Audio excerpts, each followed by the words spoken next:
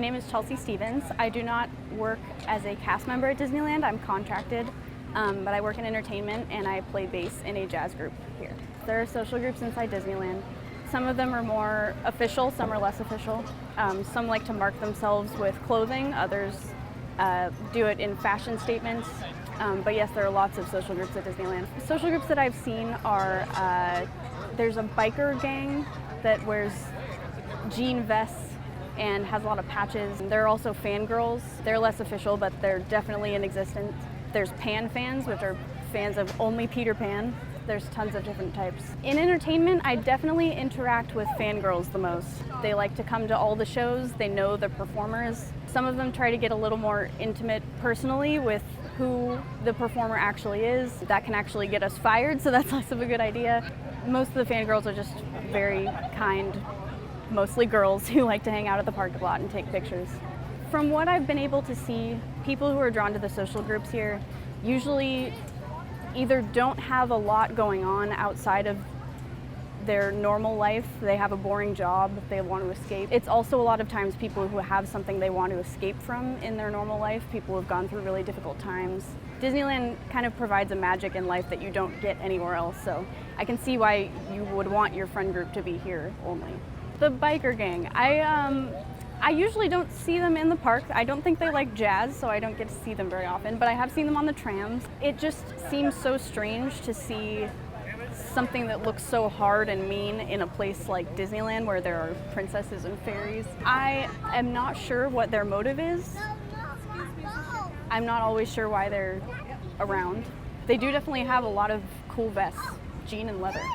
There are probably more than 20 social groups in Disneyland and California Adventure. There's more official groups, like I said, of the biker gang. Dapper Day has a huge following. The Pan fans are very specific. There's also Mad Tea Party fans and Five and Dime fans, and pretty much for every place in the park you can find a specific fan group for a certain attraction. Haunted Mansion has a lot of specific followers. There's definitely a lot of different groups. Fan groups can definitely be disruptive here, specifically in my line of work in entertainment. If they go too far, they have been known to get people fired before. There was a specific Peter Pan that fans just got way too involved in his personal life. People were calling him by his real name inside the park, and that's a huge no-no. Things like that can be very detrimental to not only the other guests' enjoyment, but to us as the employees. We don't want to get fired. I mean, we really like to make people's days magical, but if they're going too far, that can't really happen. And if there are very large groups here, then they can be disruptive to other people. If there's a fan group that's here all the time, they start to see Disneyland as their own place. They kind of are protective of it. And other people here who are here from Minnesota or China, you know, they don't know that those people are here all the time. So they just want to have a great day, and they've paid a lot of money to be here. And just because someone has an annual pass doesn't mean that it's their place. I've heard some interesting rumors about the negative sides of social clubs. I've heard from other cast members that they have interesting initiation rites that sometimes involve stealing. I've heard they break down attractions. They can leave a lot of trash. There's a lot of them. They can be just generally disrespectful and loud and rambunctious sometimes, but that's just what I've heard. You know, I'm at the parks quite a bit. I grew up here, and I've seen these social groups around, and I've never seen them do any sort of negative behavior. I think it adds a really interesting cultural aspect to Disneyland that wouldn't exist if they didn't band together and create a completely new type of hanging out at the parks.